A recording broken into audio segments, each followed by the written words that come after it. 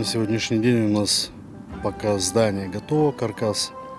Был большой перерыв у нас, так как закончились средства у нас на продолжение работ. Сейчас на данный момент хотим сварить кровлю каркаса.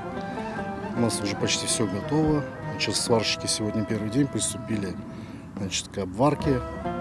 Как только они заканчивают, мы ставим, ее уже на само здание.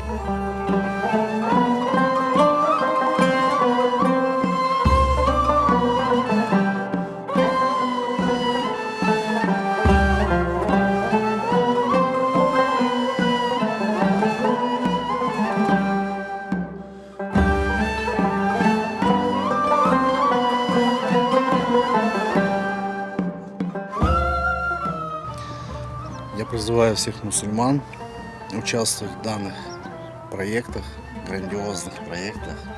Они пойдут, иншаллах, на пользу.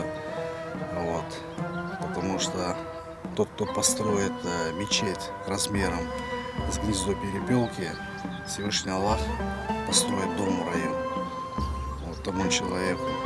Поэтому каждый, кто сможет, пусть поможет.